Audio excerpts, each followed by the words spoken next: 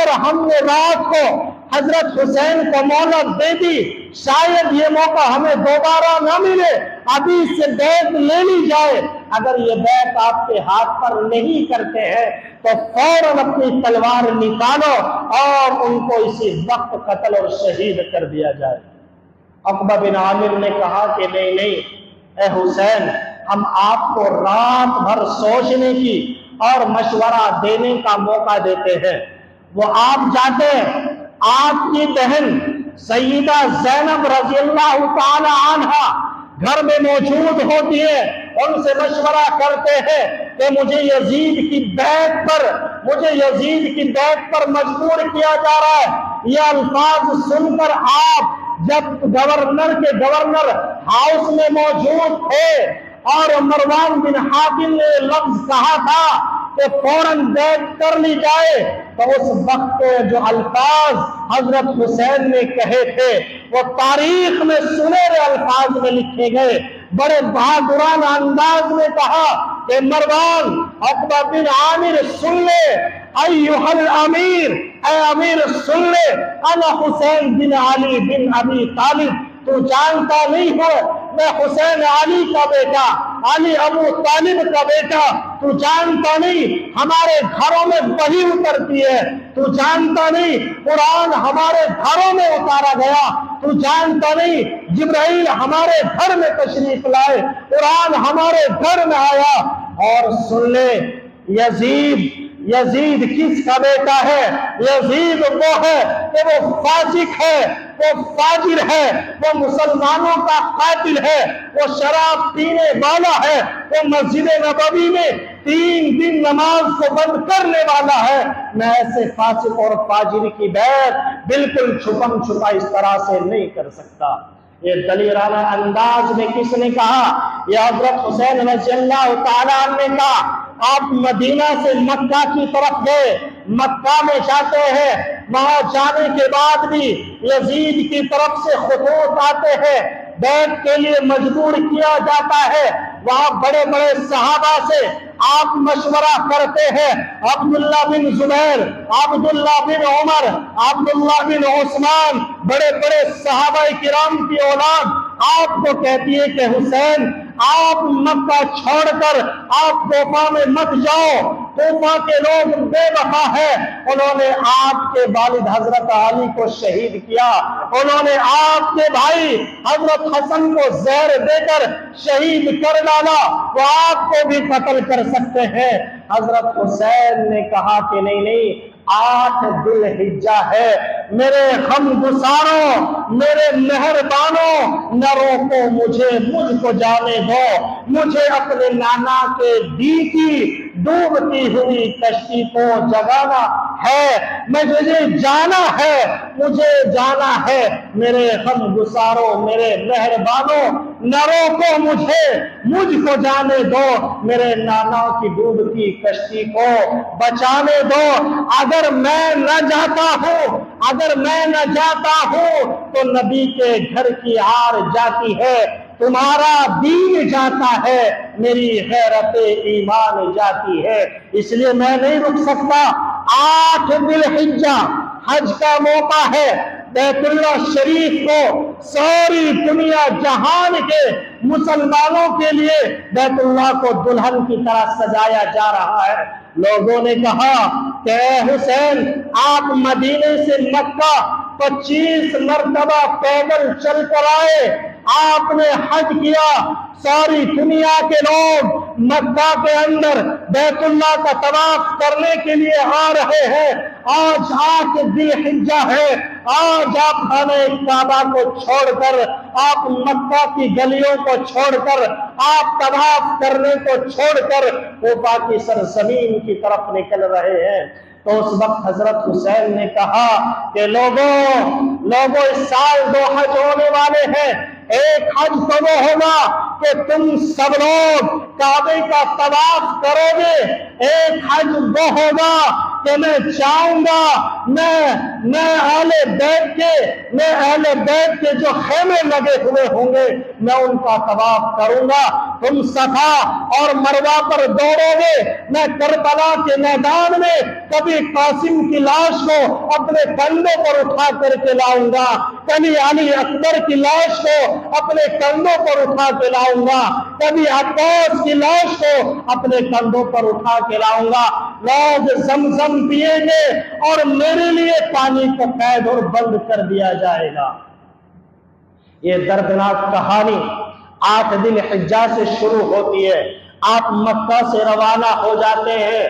آپ کوفہ کا رخ کرتے ہیں، راستے میں بہت سارے لوگوں نے آپ کو روکنے کی کوشش کی، لیکن آپ وہاں رکے نہیں تھے۔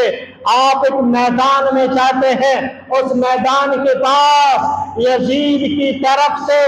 اور نام کا ایک شخص آتا ہے، وہ 1000 لشکر کو 1000 فوج کا لشکر آپ کے پاس آتا ہے۔ آپ اس سے معلوم کرتے ہیں کہ یہ میدان کون سا ہے، آپ نے بتایا کہ یہ میدان کرب اور بلا اس کا نام ہے۔ حضرت حسین نے کہا کہ ہمیں یہی رک جانا چاہیے، سامنے پانی کی نہر جاری ہے۔ وہ لشکر آپ کو مجبور کرتا ہے، آپ کو سمجھاتا ہے کہ آپ یزید کے ہاتھ پر بیعت کر لو۔ حضرت حسین نے کہا کہ نہیں، میں یزید کے ہاتھ پر بیعت نہیں کر سکتا، یزید شرابی ہے، یزید کبابی ہے، یزید فاسق ہے، یزید فاجر ہے، میں ان کے ہاتھ پر کسی بھی صورت میں بیعت نہیں کر سکتا۔ چنانچہ چلتے 8 یا 7 محرم الحرام آپ کا پانی بند کر دیا جاتا ہے۔ 9 محرم الحرام کی رات آتی ہے، رات کے اندھیرے میں یزید کا بھیجا ہوا لشکر وہ یہ کہتا ہے کہ رات کی تاریکی میں اہل بیت پر حملہ کر دیا جائے، یا تو وہ بیعت کر لے، اگر وہ بیعت نہیں کرتے ہیں تو فوراً ان کو قتل کر دیا جائے۔ حضرت حسین رضی اللہ تعالیٰ عنہ کہتے ہیں کہ میری ایک تمنا اور خواہش ہے کہ آج رات میں بھی اپنے اکابرین کی اس طرز عمل کے مطابق اپنی زندگی کو، لائحہ عمل کو اپنا نمونہ بنانا چاہتا ہوں کہ بدر کی لڑائی سے پہلے والی رات میں میرے نانا نے رات بھر اللہ کی عبادت کی تھی، اللہ کا ذکر کیا تھا۔ آج کی رات مجھے اللہ کے سامنے سجدہ کرنے کی، اللہ کے سامنے گڑ گڑانے کی، اللہ کا ذکر کرنے کی مجھے مہلت دے دی جائے۔ ساری رات آپ اللہ کے سامنے سجدہ کرتے ہیں، اللہ کا ذکر کرتے ہیں، قرآن کی تلاوت کر رہے ہوتے ہیں۔ صبح تہجد کا وقت ہوتا ہے، آپ تہجد کی نماز میں ہوتے ہیں، آپ تہجد کی نماز میں والشمس وضحاها والقمر اذا تلاها والنهار اذا جلاها اس سورت کی تلاوت کر رہے ہوتے ہیں، اور اسی انداز میں فجر کا وقت ہو جاتا ہے، فجر کی نماز با جماعت پڑھا دی جاتی ہے۔ آپ کے پاس لشکر نہیں ہے، دوسری طرف 22,000 کا لشکر جرار موجود ہے، 22,000 کا لشکر ہے، پانی ان کے پاس، کھانا ان کے پاس، لیکن ادھر صرف 72 آدمی ہے، اور وہ بھی آپ کے اہل بیت ہے۔ اہل بیت کی مستورات، وہ خواتین، وہ سیدہ زینب، وہ اپنے بھائیوں کو، اپنے بیٹوں کو، اپنے بھتیجوں کو، میدان کارزار شروع ہو جاتا ہے۔ ایک طرف سے 10,000 لشکر کا، 10,000 فوج کا لشکر فوراً اہل بیت پر ٹوٹ پڑتا ہے۔ آپ باری باری ایک ایک کر کے آپ خیمے میں موجود ہیں۔ آپ اپنے بیٹے حسن کے بیٹے جن کا نام قاسم ہے، وہ اتنی دلیری کے ساتھ میں مقابلہ کرتا ہے کہ ایک بار جب لشکر میں چلے جاتے 23 لوگوں کے سروں کو قلم کر کے جماعت سے واپس آ جاتے ہیں۔ لیکن یاد رکھیے، ذرا سوچئے 3 دن ہوئے پانی میسر نہ ہوا، 3 دن ہوئے کھانے کے لیے کچھ نہ ملا، 3 دن ہوئے یہ کربناک المناک چیز یہ کس وجہ سے تھی؟ میرے بھائیوں، اس کربلا کی لڑائی اور جنگ کا پس منظر اگر آپ دیکھیں گے تو یہ حق اور باطل کے، یہ ظالم اور غیر ظالم کے درمیان لڑائی تھی۔ صرف بات یہ تھی کہ ہم زنا کرنے والے کو، ہم شراب پینے والے کو، ہم مسلمانوں کا قتل کرنے والے کو، کہ جس نے مدینے کے اندر 1700 صحابیوں کا قتل کر دیا ہو، کہ جس نے ایک صحابی کی داڑھی کو نوچ دیا ہو، ہم اس کو مسلمانوں کا امیر کیسے تسلیم کر سکتے ہیں؟ صرف بات یہ تھی۔ میرے بھائیوں، اسی پر بس نہیں کیا گیا، علی اکبر جو آپ کے حضرت حسین کے بڑے بیٹے، ان کو بھی شہید کر دیا جاتا ہے۔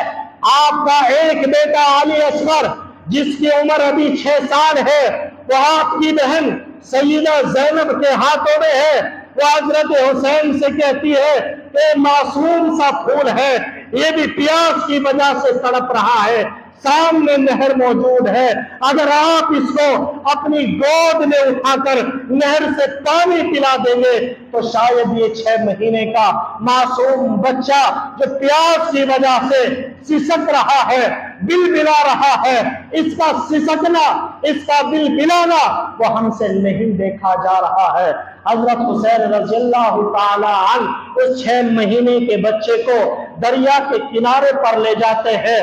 پانی پلانے کی کوشش کرتے ہیں۔ فوراً شمر جو بڑا سنگ دل تھا، سخت دل تھا، اس شمر نے تیر چلایا اور آپ کے 6 مہینے کا وہ معصوم بچہ علی اصغر جو ایک باپ کی گود میں ہے، فوراً وہ خنجر آپ کے گردن میں پار ہو جاتا ہے،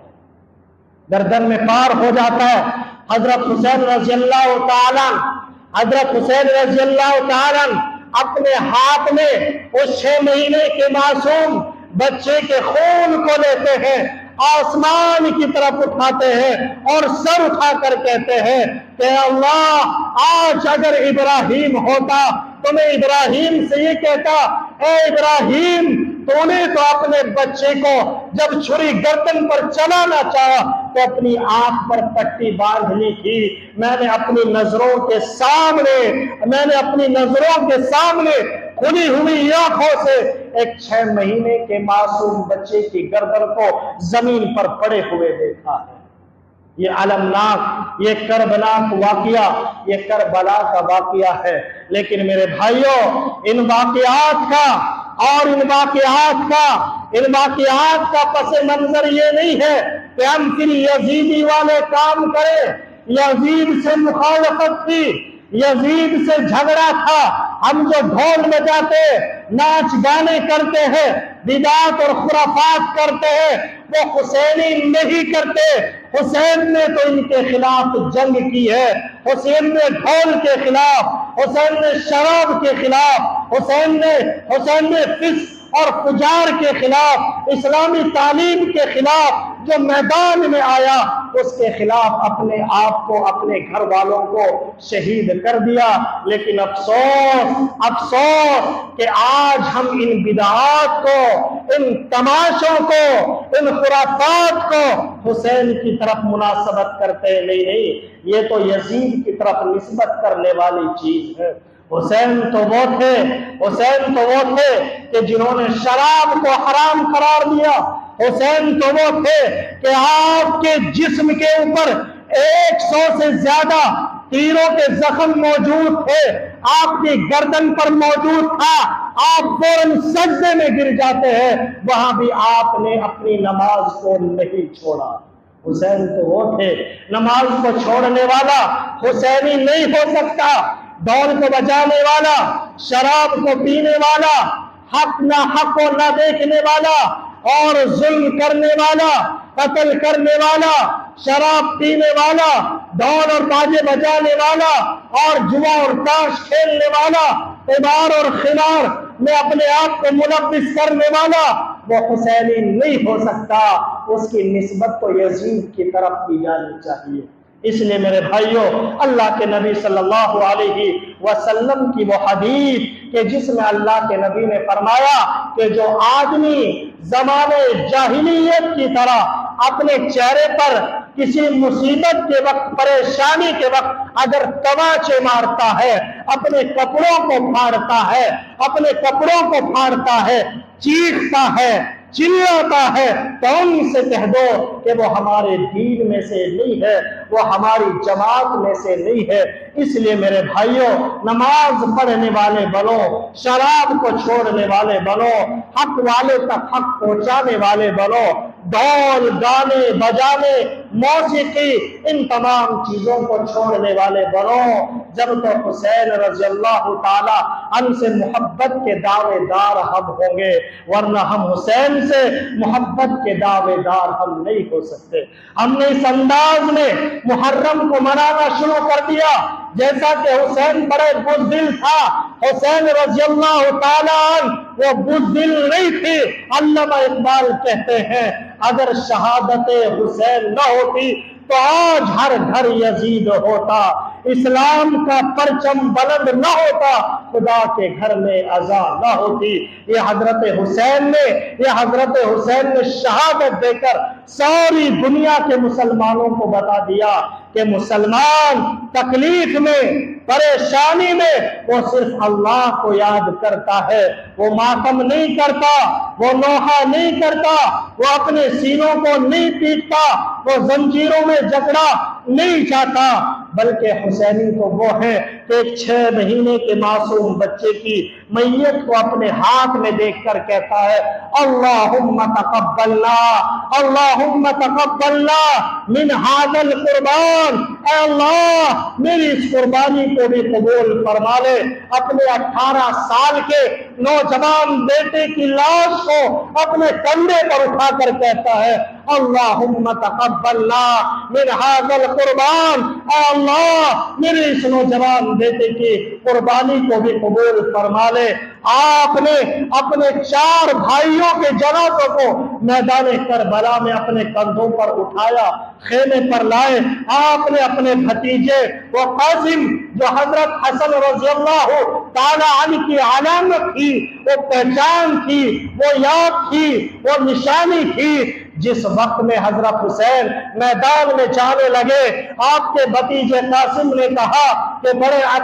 چچا جان، میں آپ کو دشمنوں کے مقابلے میں جانے نہیں دے سکتا، مجھ سے یہ نہیں ہو سکتا کہ آپ کے بدن پر تیر لگے، آپ کا بدن زخمی ہو اور میرا یہ وجود جس کو اللہ نے جوانی بخشی ہے، یہ میرا وجود کس کام کا ہے؟ تو حضرت حسین نے کہا کہ اے بیٹے، تو میرے بھائی حضرت حسن کی نشانی میرے پاس موجود ہے، میں تیری لاش کو، تیری میت کو اپنے ہاتھوں میں کیسے اٹھا سکتا ہوں؟ اس وقت میں محمد قاسم نے کہا تھا کہ اے ابو جان، اے چچا جان، میرے والد نے ایک مرتبہ مجھے ایک روکا دیا تھا، آج اس کو کھولنے کا، آج اس کو پڑھنے کا وقت آ گیا ہے۔ وہ پرچی جب کھولی جاتی ہے تو اس میں لکھا ہوا ہوتا ہے کہ اے محمد قاسم، جب تیرے چچا پر کوئی برا وقت آ جائے، مصیبت میں مبتلا ہو جائے، تو اپنے چچا کو مصیبت میں نہ پڑنے دینا، اس کی مصیبت میں ڈھال بن کر اس کے سامنے آ جانا۔ تو محمد قاسم نے کہا آج میں اپنے باپ کی اس وصیت کو پورا کرنے جا رہا ہوں جو ایک روکے کے انداز میں ایک باپ نے اپنے بیٹے کو دی تھی۔ میرے بھائیوں، یہ واقعہ کربلا، یہ دردناک المناک شہادت 72 لوگ جو شہید ہوئے، وہ تمام اہل بیت کے شہید ہوئے۔ آپ کی بہن زینب، آپ کی دوسری بہن شہرہ، صرف اسی پر بس نہیں کیا، ظلم کی حد بہت زیادہ ہوئی، آپ کی گردن کو علیحدہ کر دیا گیا، نیزے پر لٹکا دیا گیا، اونٹ پر بٹھا کر جب یزید کے دربار میں لے جانے لگے تو ان ظالموں نے کہا کہ ہم ایسے نہیں لے جائیں گے، اس لاش کو، اس کٹے ہوئے سر کو آگے کے حصے پر رکھا جائے گا، اور اس کی بہن زینب کو اس کے پیچھے پیچھے کر دیا جائے گا تاکہ یہ اپنے جوان بھائی کے کٹے ہوئے سر کو دیکھے، یہ بلبلائے، یہ تڑپے،